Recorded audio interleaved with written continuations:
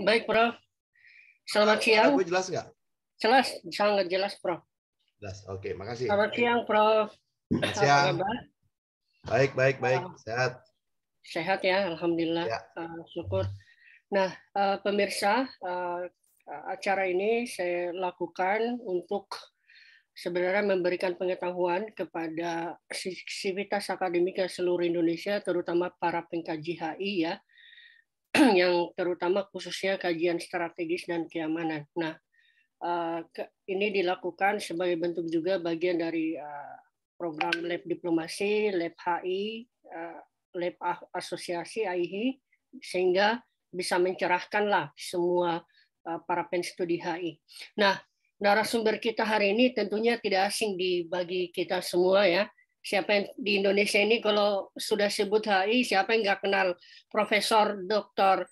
Anak Agung Banyu Perwita. Tentunya nama ini sangat populer. Kalau kalian teman-teman melacak di Google Scholar, kemudian lacak di Scopus, lacak di Sinta, tentunya Prof. Banyu ini kita udah angkat tangan lah, citasinya udah, waduh, ini menjadi sosok guru kita di HI. Jadi ada luar biasa hal yang perlu banyak kita belajar dari beliau lah.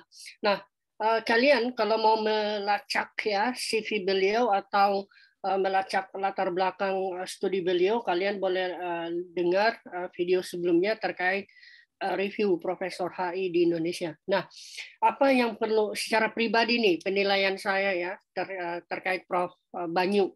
Waktu itu kalau saya bagi teman-teman yang kuliah HI ya tahun 2008 ke bawah khususnya mulai 2005 pasti sudah kenal dengan buku pengantar studi hubungan internasional karangan Prof. Banyu. Nah, itu menjadi suku guru tuh. Buku itu menjadi kitab suci kalau perlu di studi HI Indonesia. Dan justru dengan buku itulah kita anak HI yang muda-muda ini baru mengenal HI itu ternyata luar biasa, dan karya-karya beliau ini sangat banyak. Kalau kalian coba cek aja lah di internet, ketik Anak Agung Banyu Perwita, waduh bukunya tulisannya minta ampun banyak banget. Sampai di Scopus pun banyak banget juga. Dan apa juga yang saya kenal dari beliau adalah sering bertemu, orangnya sangat supel, gaul, bahkan kalau WhatsAppan tuh, bro, gue, aduh, saya bilang ini profesor tapi cara komunikasinya tuh enak gitu, tidak membuat mahasiswa menjadi bosan dan lain-lain. Bahkan kalau menguji sama beliau itu selalu mengatakan, kalian kalau mau ada yang belum diketahui silakan WhatsApp saya akan kasih tahu. Jadi kalau beliau ini tentunya niat membagi ilmunya itu luar biasa, sehingga yang mudah-mudahan kita berharap beliau selalu sehat, selalu kuat, sehingga bisa memberikan pengetahuan yang banyak buat kita semua ya. Nah, kalian untuk mengecek karya beliau tentunya bisa dicek ya, tentunya banyak sekali lah. Nah, Prof. Anak Agung Banyu Perwita ini seperti yang kita tahu semua bahwa beliau adalah sangat konsen di kajian studi strategis dan kajian keamanan. Perlu saya informasikan, beliau tahun lalu WhatsApp saya, katanya beliau menjadi salah satu representasi Indonesia ya untuk kajian keamanan di beberapa negara ya, Prof. Ada Inggris, kemudian Amerika. Jadi kalau kita bicara studi keamanan, udahlah, kita udah angkat tangan sama Prof. Banyu, sudah beliau lah ahlinya. Jadi, aduh, kita karya beliau ini perlu memang anak HI, kalau nggak baca karya beliau itu, aduh, kurang HI-nya lah, bisa kita bilang begitu. Nah, Prof, kali ini kita mau bahas tentang studi kajian strategis dan keamanan internasional. Kan seperti yang kita tahu juga, Prof, banyak program studi HI di Indonesia itu memiliki konsentrasi kajian keamanan gitu ya. Nah, tentunya Prof sebagai seorang akademisi yang konsen di bagian ini perlu memberikan pemahaman yang lebih banyak, apalagi ini sesi khusus untuk mencerahkan para penstudi HI, baik itu S1, S2, dan S3, biar kepalanya itu memahami keamanan itu nggak kaku gitu ya. Nah, Prof, bisa nggak dijelaskan kepada kami ini yang masih memulai studi HI, bagaimana sih perkembangan kajian studi strategis dan keamanan internasional saat ini, Prof? di era kontemporer. Oke, terima kasih. Selamat pagi, Mas Fatun. Tentu Ya, pertama-tama saya mengucapkan ini terima kasih dan kehormatan ya. Saya diundang oleh Mas Fatun, teman baik, kolega, sahabat dari UPN Jakarta, yang saya pikir ini idenya bagus ketika akan membuka media, salah satu media untuk pencerahan untuk mahasiswa HI atau siapapun yang tertarik untuk studi HI dan kajian strategis. Tentu ini ucapan pertama saya tulus ketika dihubungi oleh Mas Fatun. Saya dengan senang hati sekali, dan saya bilang sama istri saya akan mengalokasikan waktu hari Sabtu untuk Mas Fatun dulu, nanti baru itu kita weekend bareng, saya bilang gitu. Ya, Prof. Terima Jadi kasih, Prof. untuk Mas Fatun dulu. Oke, makasih Mas Fatun, itu pertanyaan yang sangat mendasar ya. Dan ini pertanyaan yang bukan saja mendasar, tapi penting sekali diketahui oleh siapapun yang akan mempelajari atau mengenal ilmu hubungan internasional, kajian strategis, dan kajian keamanan. Kalau kita lihat dari berbagai macam literatur, kita bisa bersepakat atau kita bisa memahami sebetulnya kajian strategis itu bagian kecil dari kajian keamanan, ya. Sementara kajian keamanan itu merupakan bagian dari hubungan internasional. Sementara bagian paling kecil itu, kalau misalnya kita buat seperti shooting target, sasaran tembak, yang paling dalam itu adalah kajian militer. Setelah itu lebih luas lagi kajian strategis, lebih luas lagi kajian keamanan, lebih luas lagi adalah hubungan internasional. Nah, itu kalau kita bikin di dalam shooting target, lingkaran-lingkaran. Nah, apa sih sebetulnya yang membedakan? Ini mungkin pertanyaan yang paling mendasar juga. Kalau kajian strategi sejauh yang saya pahami itu lebih secara sederhananya adalah sebuah kajian yang mempelajari bagaimana memenangkan atau mempelajari perang atau peperangan, warfare. Jadi kita harus bisa membedakan antara war dengan warfare. Jadi warfare itu ketika kita bicara mengenai peperangan adalah mekanisme atau cara kita, upaya kita untuk memenangkan perang. Itu kalau kita lihat dari asal kata strategi, yaitu strategos, the art of general, seni para jenderal. Nah, seni para jenderal kalau kita lihat dari buku, mulai dari Clausewitz, kemudian Sun Tzu, The Art of War, kemudian Antoine Jomini, ada banyak buku-buku yang membahas mengenai klasik masa lalu. Itu pada dasarnya adalah belajar bagaimana memerangi perang. Nah, pertanyaannya hari ini adalah apakah ini masih relevan? Oh, kalau saya bilangnya Mas Fatun, ini masih sangat relevan. Coba saja kita lihat hari-hari ini deh, teman-teman, khususnya untuk teman-teman mahasiswa. Salah satu berita headline yang muncul tentang berita internasional hari ini, berita tentang apa misalnya? Dan saya yakin teman-teman akan sangat hirau dengan di dekat wilayah kita itu adalah kemungkinan perang di Laut Tiongkok Selatan. Perang. Hari ini loh, tahun 2022, dan bahkan kalau kita mengikuti perkembangan misalnya saja, kemarin Menteri Pertahanan kita baru Indonesia memutuskan membeli pesawat tempur baru, Rafale 6 dulu, tapi nanti 42. Lalu kemudian juga sudah ada izin dari Amerika Serikat bahwa mereka akan menjual pesawat F-15. Apa itu? Cara kita untuk mempersiapkan apabila terjadi kemungkinan perang dengan siapapun. Itu baru di wilayah kita loh yang dekat ya. Kita agak jauh lagi deh terbang ke Ukraina. Apa yang sedang terjadi? Kemungkinan perang antara Rusia, Ukraina, di mana Ukraina dibantu oleh Amerika Serikat dan NATO. Jadi teman-teman, ya, hari ini itu kita masih bicara mengenai perang dalam arti yang sangat klasik.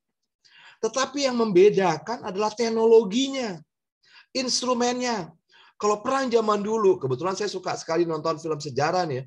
Kalau teman-teman mahasiswa misalnya lihat perang sejarah atau perang misalnya pada masa lalu Civil War di Amerika Serikat atau di Eropa, itu kan pasukan infanterinya itu ratusan ribu bertemu di lapangan kan. Wah, itu cara mereka memenangkan perang. Tapi hari ini cara memenangkan perangnya beda. Dengan teknologi canggih, dengan drone, kita akan mengembangkan drone, menggunakan kapal selam, itu baru bicara mengenai instrumen sederhana. Hal lain lagi adalah instrumen-instrumen itu, secanggih apapun instrumennya, harus dilengkapi dengan strategi. Cara kita menggunakan instrumen. Nah, maka ini akan terus muncul, dan inilah yang kita kenal, mungkin Mas Fatun juga pasti sudah mengenalnya, dengan istilah apa yang disebut sebagai revolutions in military affairs. Revolusi pada urusan militer dan perang.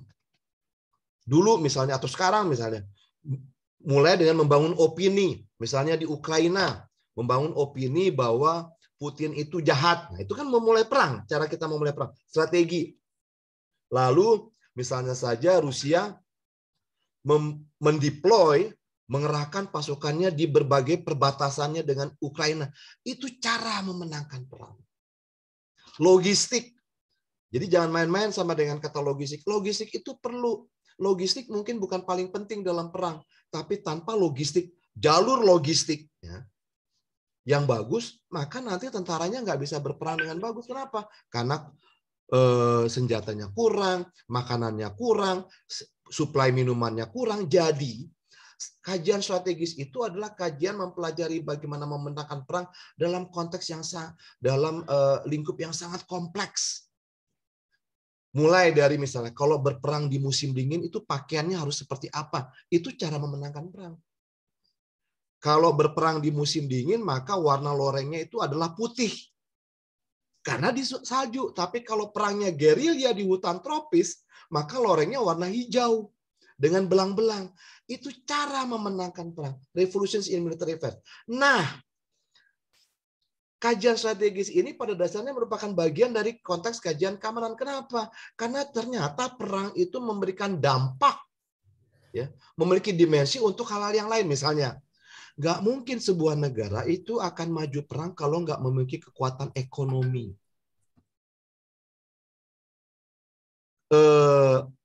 Maka kekuatan ekonomi itu menjadi penting karena dia tidak akan bisa mensuplai perang. Nah, itu kan kekuatan ekonomi karena harus belanja barang segala macam. Perang itu juga akan dimenangkan kalau masyarakatnya bersatu. Nah, ini kalau saya meminjam istilah dari Barry Bourdieu, kita membutuhkan societal security, soliditas, masyarakatnya kuat. Maka si pemimpin akan menyatakan kepada rakyatnya bahwa kita punya musuh nih. Misalnya, Joe Biden akan mengatakan kepada rekan-rekannya di Eropa, di NATO, dan dunia bahwa Putin itu adalah orang jahat. Nah, itu cara. Dan itu bicara mengenai psikologi. Jadi, bedanya antara kajian strategis dengan kajian keamanan adalah kajian strategis lebih menekankan pada aspek militernya, the traditional issue of war, Tapi kalau kajian keamanan itu bicara mengenai the non-traditional issue of war atau isu keamanannya. Masalah ekonomi, masalah sosial budaya, kemudian juga masalah lingkungan hidup, gitu kan? Karena misalnya untuk memenangkan perang harus menggunakan senjata nuklir, tapi ada dampaknya, misalnya apa? Lingkungan akan hancur dan sebagainya. Kalau misalnya menggunakan istilahnya di dalam kajian strategis itu adalah menggunakan chemical, C pertama, biological, senjata biologis, Itu cara kita memenangkan perang. Radiologi, nuklir and explosive. Tapi ternyata kalau menggunakan aspek senjata biologis itu akan membuat dunia dampaknya menjadi makin luas. Maka ini bicara mengenai isu keamanan. Nah, contoh hari ini ketika kita masih berperang dalam tanda kutip dengan COVID-19. Jadi dan kita tidak menutup kemungkinan bahwa ini adalah perang biologis karena banyak orang yang menyatakan hal ini kan. Tapi dampaknya itu bukan hanya penaklukan.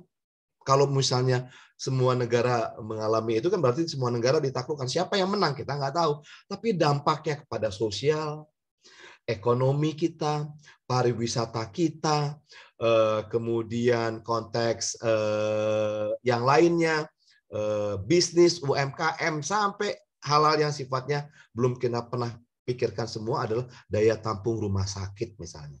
Nah, jadi menggunakan tadi contoh tadi Mas Fatun untuk menjelaskan sedikit, akhirnya kita bisa membedakan secara tegas mana yang dimaksudkan dengan kajian strategi atau strategic studies dengan kajian keamanan atau security studies. Dan ini semua dua bidang ini ya, kajian strategi lebih rendah, lebih luasnya kajian keamanan, kemudian lebih luasnya lagi adalah international relations. Mungkin itu dulu penjelasan dasar dari pertanyaan yang sangat bagus tadi dan mendasar dari Mas Fatul. Baik, Prof. Itu memang pertanyaan mendasar selama ini dan jarang sekali yang mampu membedakan dengan sangat detail seperti tadi, Prof. Bahkan banyak yang keliru. Nah, ini yang terkait tentang pertanyaan kedua, Prof. Nah, waktu itu kan kita sempat menguji bersama dan paling enak tuh Prof selalu mengarahkan pada konsep dan teori yang benar. Nah, secara konsep dan teori kajian strategis dan kajian keamanan internasional ini, kira-kira Prof bagaimana membedakannya untuk menentukan konsep dan teoritiknya ketika misalnya ada seorang mahasiswa yang membuat tesis, membuat skripsi atau disertasi, Prof, agar mereka tuh ketika menyebut studi strategis, konsep dan teorinya ini loh, keamanan internasional ini loh konsepnya, jadi jangan ketukar. Nah, seperti itu, Prof. Ya. Nah, ini pertanyaannya udah mulai makin meningkat nih kualitasnya nih. Wah, pertanyaannya ngeri nih Mas Fatul nih. Waduh, ampun, Prof. Jadi begini, kalau menurut saya konsep dan teori itu pada dasarnya adalah tool, ya, alat atau analytical tools. Kalau saya sering menggunakannya alat analisa ketika akan mengupas sebuah objek, apapun objek itu. Nah, kalau misalnya saya ingin mengupas objek, misalnya saja secara sederhana adalah penggunaan senjata konvensional pada perang, kemungkinan perang di Ukraina misalnya, antara Ukraina dan Rusia. Maka saya akan menjelaskan atau menggunakan konsep-konsep yang sangat detail mengenai teknologi persenjataan. Nah, maka kalau kita tarik ke atas, ini adalah sangat mengedepankan kekuatan militer. Maka kemudian saya tarik lagi paradigmanya, school of thought-nya ini tentu akan sangat dipengaruhi oleh realisme. Ya. Itu cara kita melihat. Karena apa? Karena ketika saya ingin membuka objek perang penggunaan senjata di katakanlah antara Rusia dengan Ukraina, maka saya akan menjelaskan apa yang dimaksudkan dengan kekuatan militer, teknologi, dan ini akan sangat detail sekali. Dan realisme itu akan sangat memfokuskan, menekankan pada penggunaan kekuatan militer. Ya. Nah, maka saya akan menggunakan itu. Tetapi kalau saya ingin mengupasnya adalah bagaimana kemungkinan perang yang terjadi antara Rusia dengan Ukraina dan kemudian dampaknya pada konteks campur tangan atau keterlibatan negara-negara Eropa dan bahkan Amerika Serikat dan NATO. Maka di situ saya mungkin tidak akan sangat menekankan pada penggunaan teknologi persenjataannya. Tapi saya akan lebih bicara mengenai pola interaksi yang terjadi di Eropa yang saling mempengaruhi antara Rusia ke Ukraina, kemudian negara-negara Eropa Barat ke Ukraina, NATO, dan sebagainya. Maka saya akan tarik lebih besar lagi, school of thought atau pendekatan yang akan saya gunakan adalah neorealisme atau structural realism. Kenapa? Karena saya memperhitungkan international system. Saya tidak memfokuskan pada penggunaan teknologinya yang sangat strategic studies, tapi saya menggunakan pendekatan international security. Maka, mohon maaf, saya mungkin akan menggunakan, karena saya tarik dengan structural realism, maka mungkin ketika saya akan menggambarkan bagaimana pola interaksi di wilayah Ukraina, Rusia, kemudian NATO, dan Eropa Barat, maka mungkin saya akan menggunakan konsepnya dari Barry Busen, yaitu yang disebut sebagai Regional Complex Security Theory. Nah, ya. Nah, teori RSC ini, Regional Security Complex, itu akan sangat menekankan pada pola-pola interaksi di negara-negara yang terdapat di dalam sebuah geographical area, dalam sebuah lingkup geografi kawasan. Maka hirauan saya bukan pada kajian strategis, tapi kajian saya lebih pada konteks regional security atau nanti bahkan international security atau global security yang akan ditarik lagi dalam konteks hubungan internasional yang lebih luas. Maka apa yang ingin saya sampaikan, Mas Fatun, saya menggunakan satu studi kasus yang sama, perang Rusia dan Ukraina, tapi dua objek studi yang sangat berbeda. Ya, yang satu saya akan menggunakan, saya lebih akan menerangkan mengenai penggunaan teknologi dalam perangnya, maka kajian strategis sekali. Yang kedua adalah saya akan menjelaskan, menerangkan, membuat analisa mengenai pola interaksi yang terjadi. Maka ini pendekatannya lebih pada keamanan. Nah, untuk teman-teman, maka yang paling penting dulu dipahami adalah objek yang akan dikajinya itu apa. Baru kita mencari analytical tools-nya. Bukan sebaliknya. Dan ini biasanya kelemahan mahasiswa Indonesia. Kelemahan kita semua. Kita menentukan pisaunya dulu, kita menentukan alatnya dulu, baru kemudian mencari objeknya. Saya menentukan golok. Saya mau pakai golok. Padahal yang saya mau potong cuma adalah sebuah apel. Kan jadi jaka sembung naik ojek ya, nggak nyambung jack gitu kan. Nah, tapi tentukan dulu. Oh, ternyata saya akan memotong sebuah apel. Maka yang saya butuhkan bukan golok, tapi hanyalah sebuah pisau buah. Nah, kurang lebih kira-kira analoginya yang selalu saya gunakan seperti itu, Mas Fatun. Mudah-mudahan bisa cukup mencerahkan. Ya, begitu ya, teman-teman penstudi HI S1, S2, dan S3. Jadi jangan salah lagi menekankan konsep. Jadi kata Prof. Banyu tadi, yang paling penting itu menentukan objek dulu, baru menentukan tools. Karena salah menentukan tools, maka akan salah juga akan menentukan analisis nanti. Nah, Prof, kita mau kaitkan dengan yang lebih luas lagi terkait tentang, yang namanya kajian strategis itu dan keamanan ini kan juga menjadi bagian dari kepentingan nasional seperti itu. Nah, Prof, kira-kira apa nih keunikan, kelebihan dari kajian strategis dan keamanan ini untuk bisa menjadi tools yang paling efektif dalam mencapai suatu kepentingan nasional? Oke, waduh, ini pertanyaannya Mas Fatun. Ini pertanyaan tingkat tinggi semua ini. Aduh ampun. Tapi penting banget dan mendasar. Jadi begini, kalau saya sepemahaman saya ya Mas Fatun ya, justru kepentingan nasional itu nanti itu akan mendorong bagaimana atau apa konsep yang akan kita pakai. Ya, kalau kita menggunakan hubungan internasional dalam konteks yang sifatnya masih sangat state actor, ya, aktor negara, maka mau nggak mau memang kita akan bicara mengenai kepentingan nasional, ya, karena realisme dan katakanlah structural realism masih memandang bahwa negara itu adalah aktor terpenting di dunia, suka nggak suka, setuju nggak setuju. Tetapi dan maka ini akan bicara mengenai kepentingan nasional. Tetapi kalau kita mau lebih luas lagi pandangannya dan bukan hanya melihat pada realisme, bahwa ternyata di dunia ini ada aktor-aktor non negara yang jauh juga lebih penting daripada aktor negara. Contoh yang paling gampang adalah ketika bicara mengenai sebuah perusahaan multinasional yang punya kemampuan global, ya, misalnya Microsoft, ya, kemudian misalnya McD, kemudian. Jadi itu adalah aktor non negara, bahkan kelompok-kelompok masyarakat tertentu atau individu. Nah, maka kita juga bisa masih menggunakan konsep interest.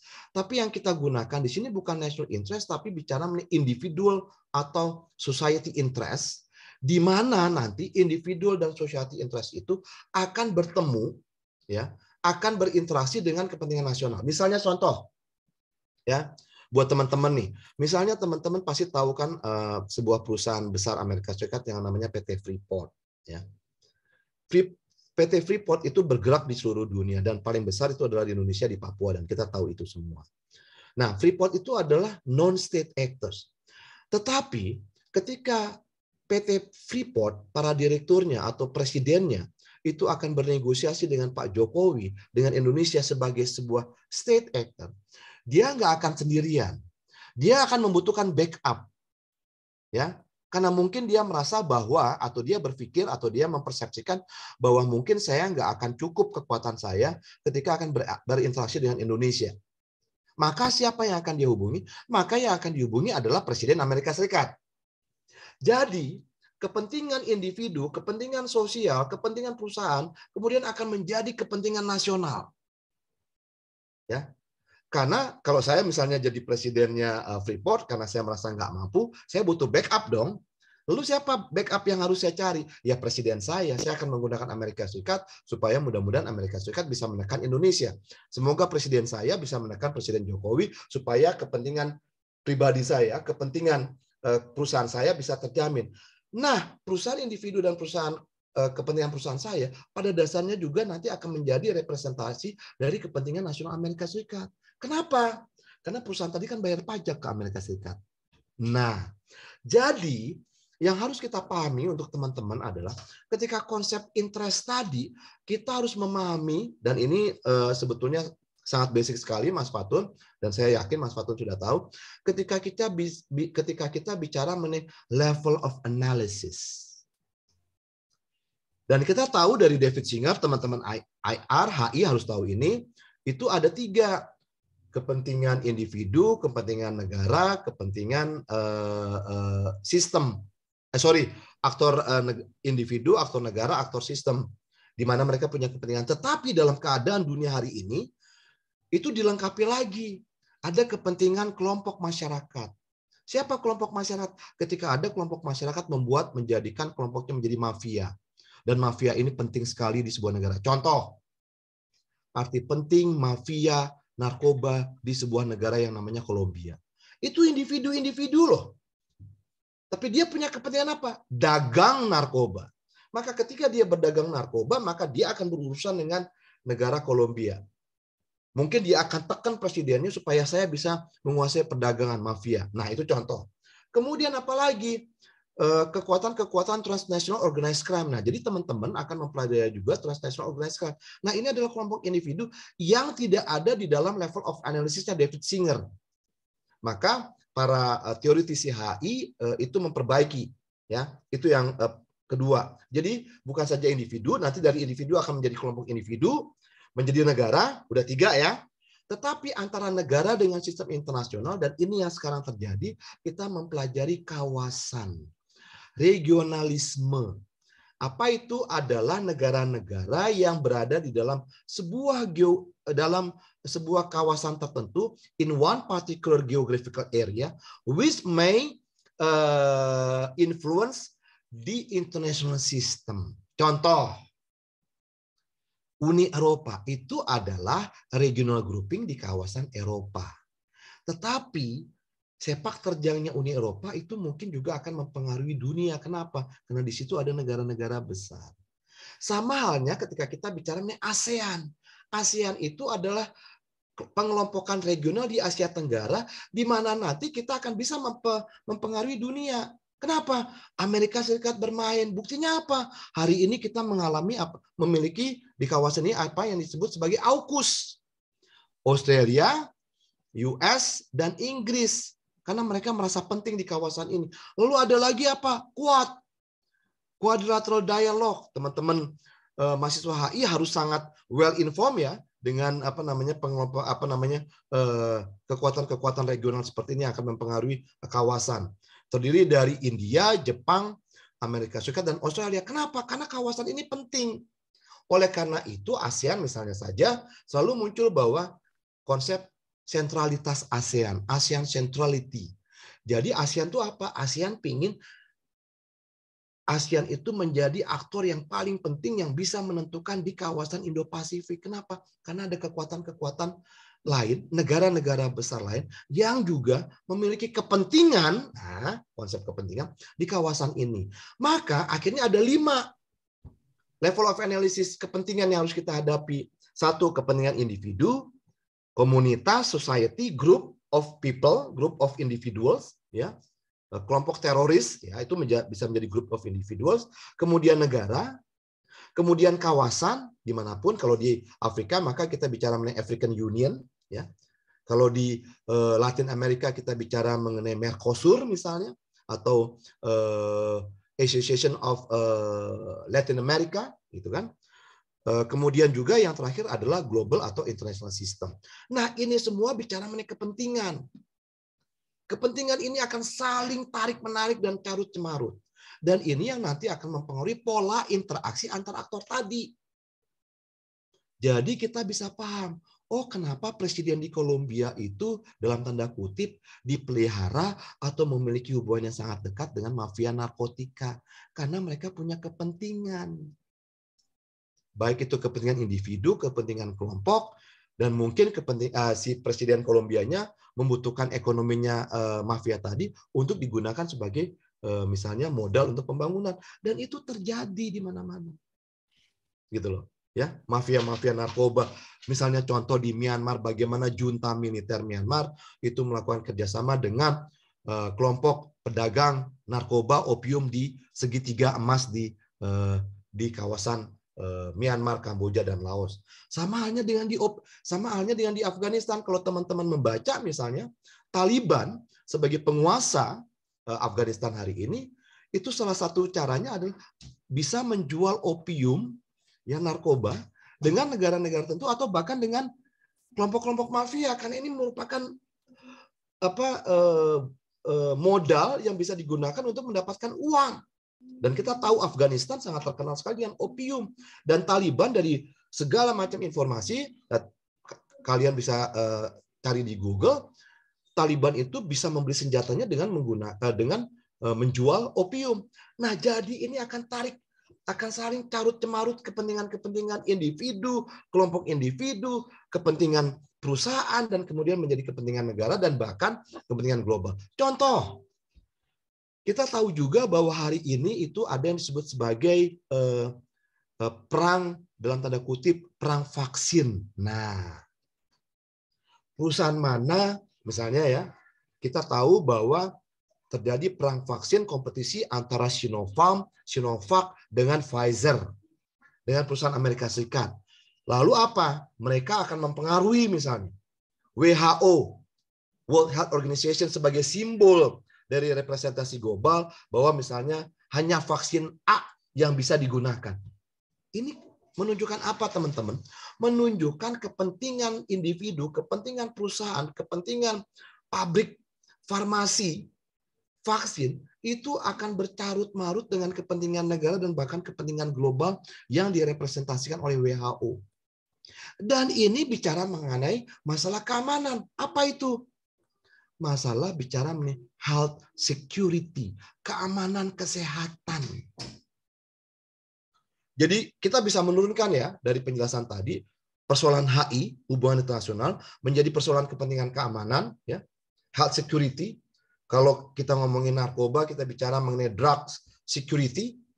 Kemudian ini bisa menjadi modal untuk membeli mesin perang.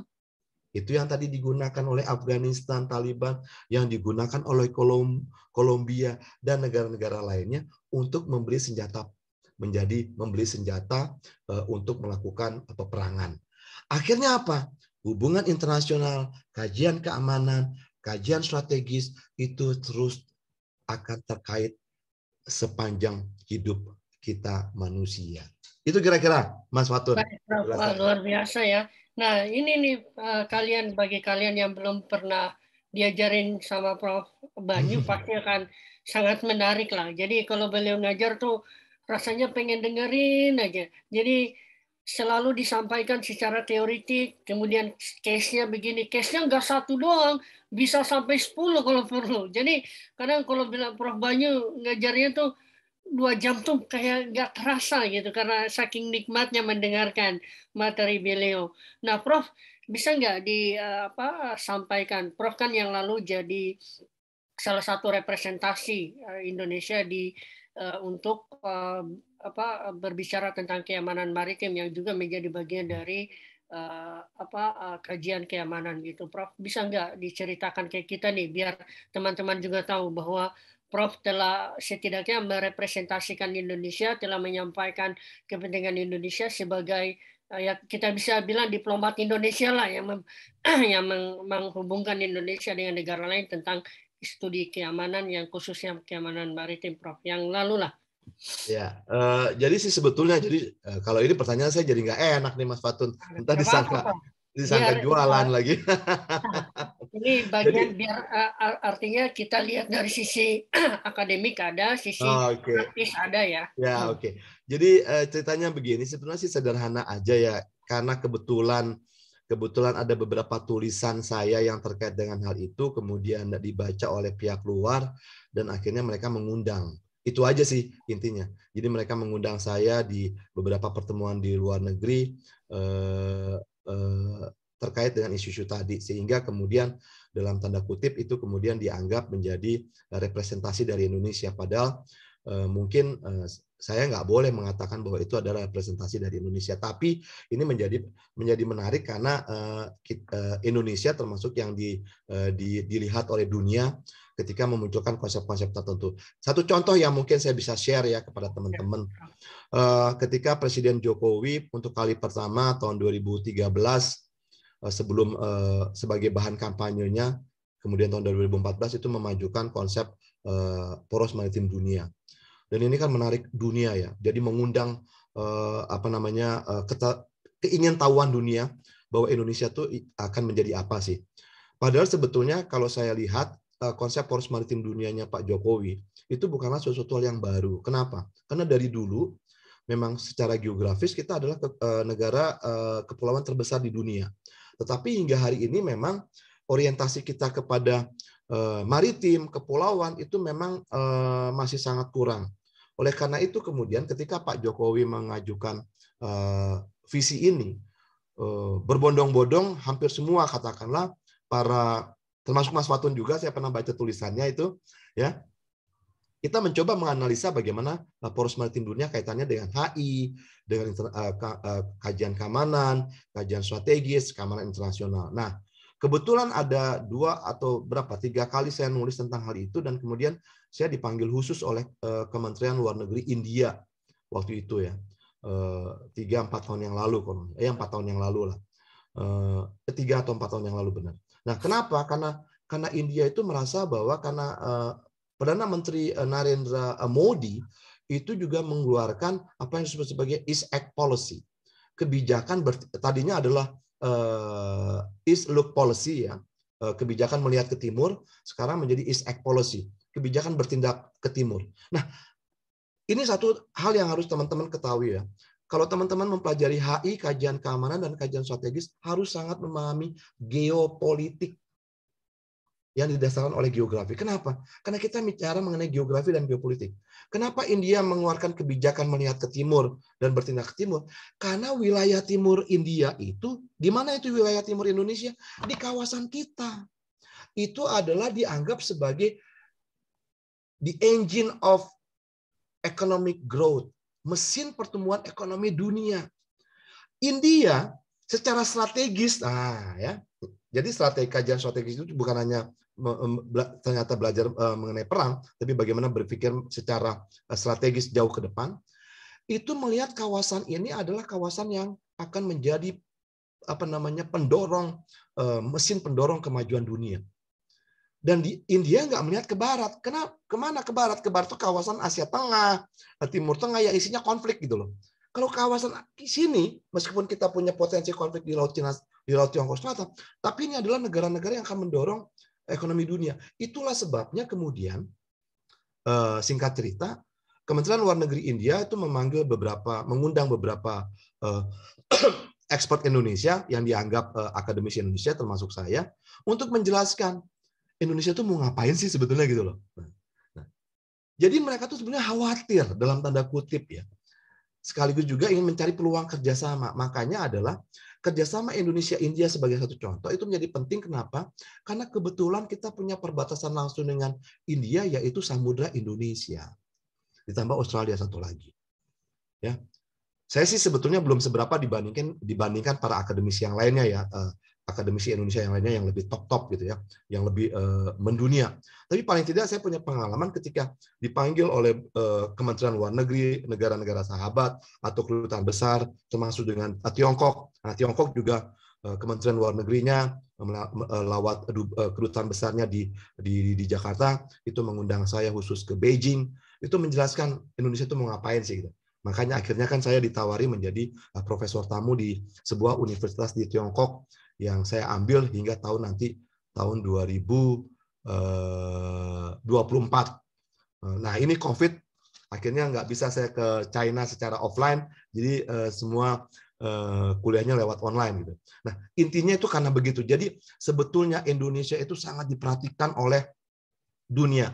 Dan saya ingin mendorong, memotivasi teman-teman yang belajar HI, belajar studi keamanan dan yang lainnya itu supaya lebih serius, karena teman-teman lah yang nanti akan menjadi corong, menjadi mikrofon, menjadi katakanlah juga yang membawa suara Indonesia ke depan. Karena orang-orang seperti saya itu sudah akan lewat masanya. Ya, untuk tahun 2024 ke atas, ya mungkin 2024 saya masih bisa bermain sedikit lah ya, dalam tanda kutip, dan mudah-mudahan selalu sehat. Tapi kalau kita mengharap pada 2045, itu adalah teman-teman mahasiswa sekarang. Anak-anak generasi milenial dan anak-anak generasi Z. Ya. Oleh karena itu saya kalau boleh saya saran lewat channelnya Mas Fatun ya, untuk mahasiswa sekarang, banyaklah membaca dan memahami geografi. Karena hubungan internasional, the foreign policy studies, itu tidak bisa dipahami kalau satu, kita tidak cukup punya literasi pengetahuan umum. Misalnya jangan sampai loh, ada loh, ini saya cerita jujur ya, ini jujur ya Mas Fatun, tapi bukan mahasiswa UPN loh ya.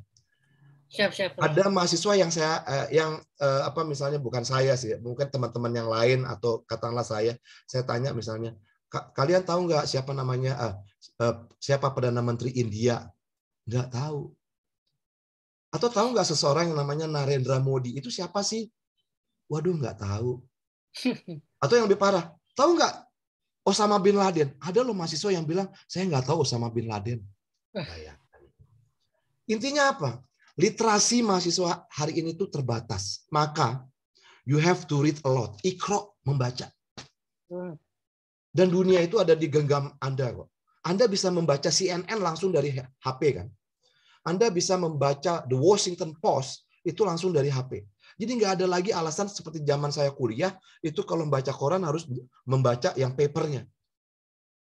Kita sekarang bisa membaca dunia lewat tangan. Tetapi mahasiswa sekarang itu lemah pengetahuan umum. Itu satu. Kedua, kita nggak akan bisa menjadi penstudi HI, penstudi kajian kebijakan luar negeri, strategis keamanan dan apapun termasuk HI ya, karena diikatnya oleh HI, itu kalau nggak memahami geografi. Bayangkan seberapa banyak teman-teman yang tahu di misalnya mahasiswa sekarang Indonesia, di manakah letak Pulau Halmahera misalnya? Di manakah letak Pulau Buton misalnya? Di manakah letak Pulau Bintan? Kenapa kemarin Perdana Menteri Singapura dan Presiden Jokowi bertemu di Bintan? Kenapa itu? Ini masalah geografi. Karena Bintan adalah pulau terdekat ketika dari Singapura. Gitu kan? Di mana Pulau Halmahera? Di mana pulau kita punya 17.000 pulau? Di mana Raja Ampat? Jangan-jangan nggak tahu lagi Raja Ampat di mana, bingung membedakan dengan di mana Bunaken. Itu geografi. Jadi yang pertama adalah literasi membaca, kedua pemahaman geografi. Apalagi geografi dunia. Teman-teman tahu nggak letaknya Maroko di mana? Atau Tunisia di mana? Tahu nggak letaknya Kolombia di mana? Kita sibuk ngomongin Ukraina. Tahu nggak Ukraina itu di mana? Betul. Ya kan? Dan ini adalah geografi. Maka belajarlah peta. Makanya dulu kalau zamannya saya waktu sekolah itu ada pelajaran peta buta. Dan nggak tahu hari ini di SMA masih ada nggak pelajaran peta buta itu. Ya. Jadi misalnya saya memberikan ujian kepada anak-anak mahasiswa zaman sekarang, saya yakin nggak pada bisa jawab. Saya kasih peta ASEAN, ya. Tunjukkan mana negara Laos, Kamboja, Vietnam, dan Thailand. Saya yakin banyak yang salah. Yakin saya. Ya, kasih peta Semenanjung Melayu aja. Kemudian kasih peta Asia Selatan, tunjukkan mana yang India, Pakistan, Bhutan, Bangladesh, dan Sri Lanka. Saya yakin banyak yang salah. Jadi, teman-teman, apa yang saya mau bilang, Mas Fatun, kita nggak akan bisa mempelajari HI secara komprehensif kalau nggak membaca pengetahuan umum, ya, menguasai map, ya, geografi, geopolitik, ya. Kenapa Indonesia mengeluarkan, Pak Jokowi mengeluarkan poros maritim dunia? Ya karena kepulauan terbesar. Siapa negara kepulauan yang lainnya? Dan yang terakhir adalah mau membaca konsep dan teori. Anak-anak zaman sekarang itu lemah di konsep dan teori. Nah, 3 ini menurut saya, pengetahuan umum, kemampuan geografi, geopolitik, dan pengetahuan mengenai konsep dan teori itu adalah satu kesatuan. Seperti segitiga yang nggak bisa dipisahkan. Satu lepas, kalian nggak akan bisa memahami HI secara menyeluruh atau mendalam. Jadi itu pesan saya, Mas Fatun. Dan dengan begitu, maka nanti teman-teman akan rajin membaca, maka nanti akan rajin menulis, rajin diskusi, berdebat, misalnya model UN, model ASEAN meeting, dan saya yakin kalau ini bisa dilakukan, Indonesia 2045 itu akan memiliki generasi emas yang akan ditentukan oleh mahasiswa-mahasiswa kita hari ini dan siswa-siswa SMA kita Indonesia hari ini, Mas Fatun. Itu titipan saya, Mas Fatun. Baik, Prof. Terima kasih. Nah, itu ya pemirsa, kita tahu bahwa kenapa kemudian saya pengen sampaikan pengalaman Prof. Banyu ini untuk meyakinkan kepada teman-teman para pengkaji keamanan bahwa kajian keamanan itu tidak sesempit yang kalian pikirkan. Jadi apa yang disampaikan oleh Prof. Banyu tadi tentang pemahaman umum, geografi dan teori dan konsep itu perlu kalian kembangkan, karena dari sinilah basis kalian tidak menutup kemungkinan di ke depan ada dari para penstudi keamanan, ada yang menjadi menteri, para staf khusus bagian keamanan dan lain-lain. Jadi jangan terlalu berkecil hati tentang kajian keamanan. Nah, Prof, nah ini barangkali pertanyaan yang terakhir gitu, Prof. Nah, Prof, ini kan kita ada di era digital gitu, Prof. Nah, kira-kira bagaimana peluang dan tantangan kajian studi strategis dan kajian keamanan ini dari segi konseptual maupun segi isu gitu ya. Okay. Karena era digital ini kan membuat dinamika ini disrupsi begitu luas sehingga kita pun menerjemahkan kepentingan nasional begitu luas. Monggo, Pak. Ya, wah ini Mas Fatun emang pertanyaannya tajam-tajam semua ini. Wah, hebat Mas Fatun. Thank you. Ini pertanyaan-pertanyaannya bisa dijadiin tulisan nih nanti Mas Fatun nih. Kita bisa nulis bareng atau mungkin kita bikin buku Mas Fatun dari pertanyaan-pertanyaan tadi. Ya. Nah, jadi oke, menjawab itu.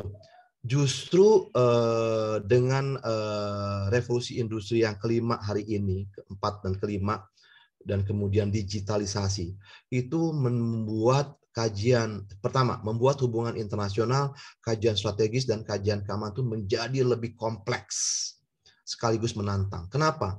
Karena perang sudah bisa dilakukan melalui digital.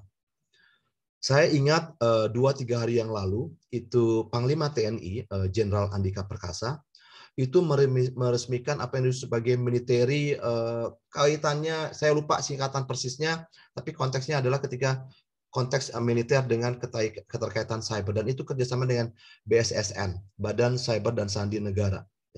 Poinnya apa? Saya ingin menggarisbawahi apa yang dikatakan oleh Panglima TNI kita, Bapak Jenderal Andika Perkasa, bahwa perang itu sebelum mulai perang menggunakan tukar-tukaran peluru, hulu ledak segala macam, itu sudah ada perang cyber duluan.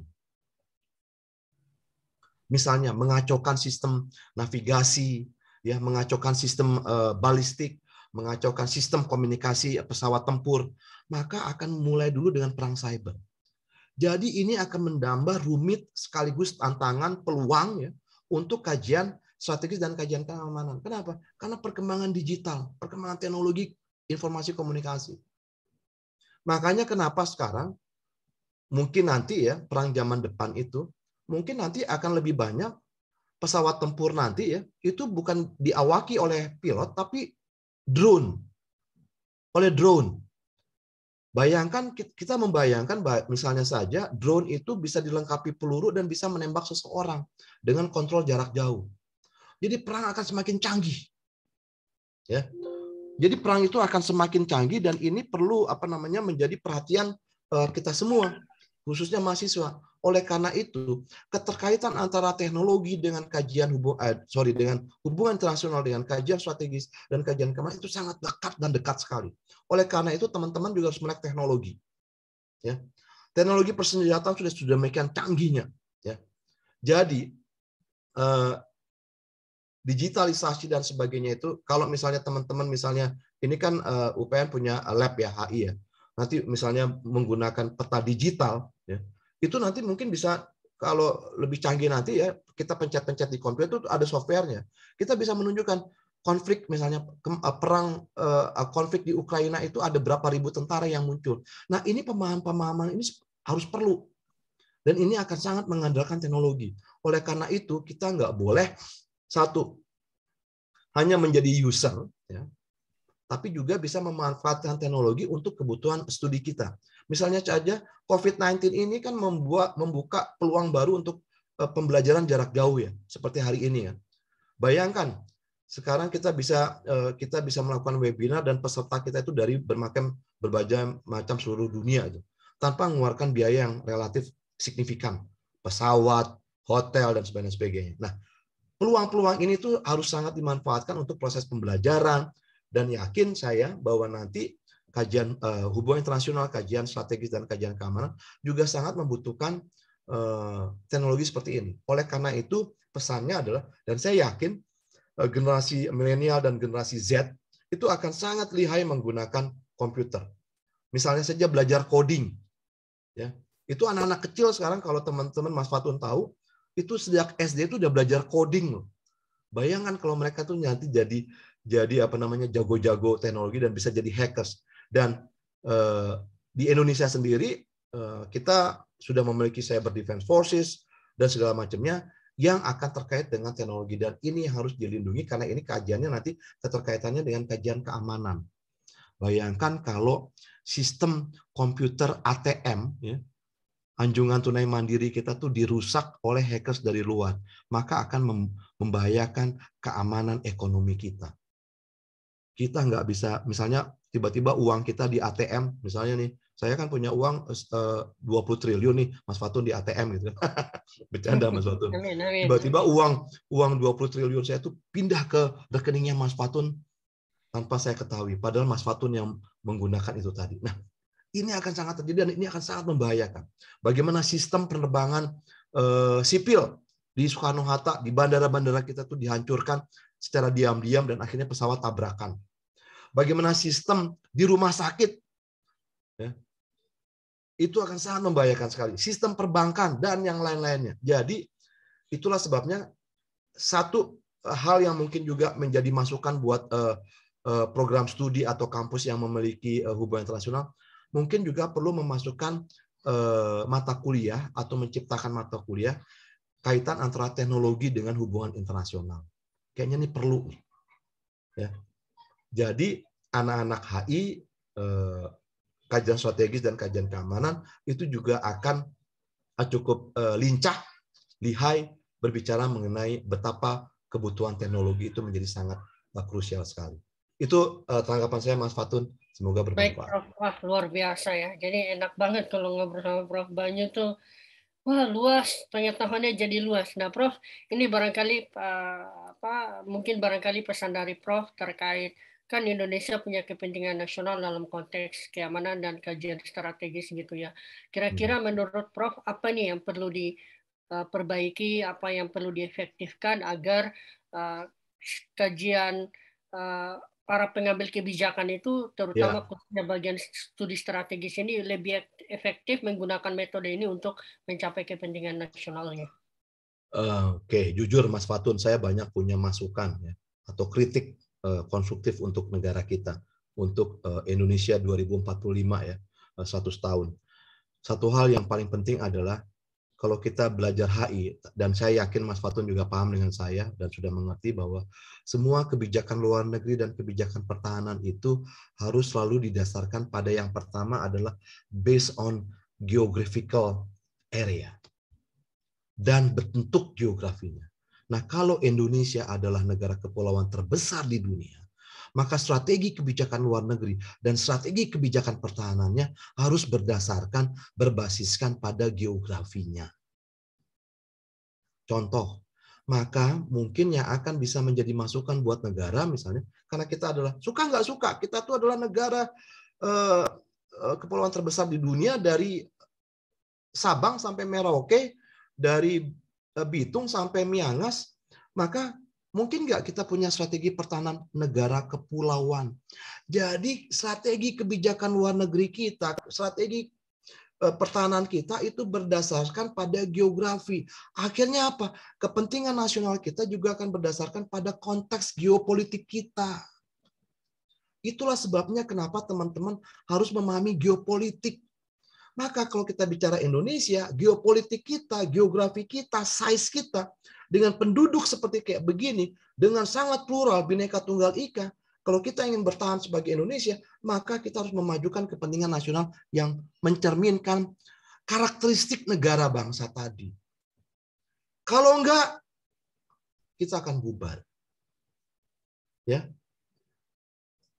Kalau kita ingin mempertahankan NKRI sebagaimana mestinya hari ini, maka satu, kebijakan luar negeri, kebijakan pertahanan, dan kepentingan nasional harus berlandaskan pada karakteristik dari geografi, demografi, kemudian topografi, ekonomi, sosial, kulturalnya Indonesia hari ini. Dan itu bicara mengenai, kalau misalnya saya boleh pinjam, karakteristik dari kebijakan yang diberikan oleh Alfred Thayer Machen. Kalau teman-teman belajar keamanan dan kajian strategi.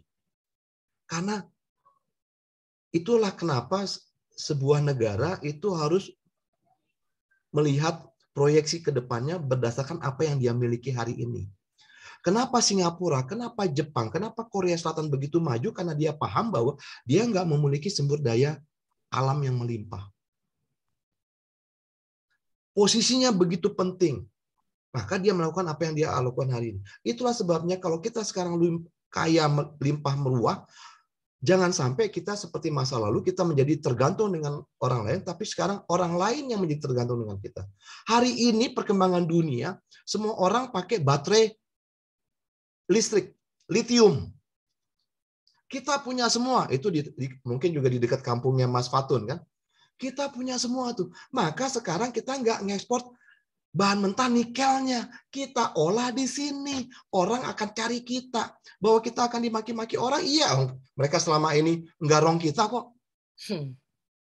Maka sekarang kita bikin pabriknya di sini, cari investasi, orang akan cari baterai litium kita. Karena cuma kita yang punya. Itulah tadi apa yang saya katakan bahwa kita melakukan pembangunan proyeksi kebijakan-kebijakan kita, ekonomi, luar negeri, pertahanan, sesuai dengan karakteristik yang kita miliki. Jangan mau kita diobok-obok. Kita adalah negara plural dari dulu. Makanya ada Sumpah Pemuda. Makanya ada Bhinneka Tunggal Ika. Kalau kita mau seperti kayak gini, maka kita harus membangun sesuai dengan konteks multikulturalisme yang ada di Indonesia. Jangan sampai kita terpecah belah dan akhirnya menjadi separate seperti apa yang terjadi di Soviet Union dulu, Yugoslavia dan sebagainya. Dan saya akan selalu memegang teguh NKRI dan sebagainya. Dan saya yakin teman-teman itu juga. Nah, ini semua akan ada kaitannya dengan HI, kajian strategis dan kajian keamanan untuk kebutuhan kepentingan Indonesia sebagaimana yang kita miliki hari ini. Itu Mas Fatun. Sekaligus pelajaran bela negara ya. Siap, salam bela negara, Prof. Ini Prof Banyu sekarang aktif menjadi dosen di Universitas Pertahanan ya. Bagi teman-teman yang pengen hubungi beliau untuk belajar lebih banyak, silakan. Buku beliau tersedia di internet banyak banget, tinggal diklik, tinggal beli. Sama Mas Fatun juga ada tulisannya di bukunya Mas Fatun. Ya, yang terkait Indo-Pasifik ada, silakan. Khusus bahkan yang tadi Prof yang terkait tantangan bikin buku tentang ini mungkin pasca Juni nanti kita coba obrolin lagi karena Siap. cukup menarik ya. Mudah-mudahan kita bisa buat dan akan melibatkan beberapa yang lain lagi. Ya. Dan mudah-mudahan juga nanti ke depannya kita tetap mengundang Prof untuk kegiatan webinar. Kemungkinan yang ke depannya akan kita lakukan adalah mengundang Prof untuk membahas Indo-Pasifik bersama beberapa profesor lain. Oh, Saya terima pikir kasih, itu, Mas Prof. Fatun. Terima kasih banyak. Terima kasih Terima kasih banyak. atas Semoga bermanfaat ya, Mas Fatun ya. siap, Salam mudah-mudahan. sehat semua buat Siap. Mas Fatun, buat teman-teman, buat keluarga, dan khususnya teman-teman di HIUPN. Kangen juga nih. Udah lama nggak pernah ketemu ya. Siap.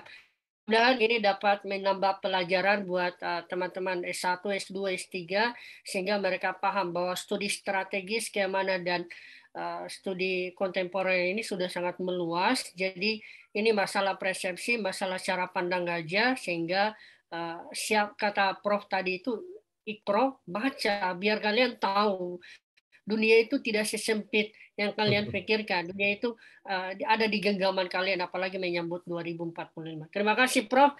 Sehat selalu. Sampai bertemu lagi. Mudah-mudahan kita bisa berkolaborasi lagi dalam beberapa karya ilmiah.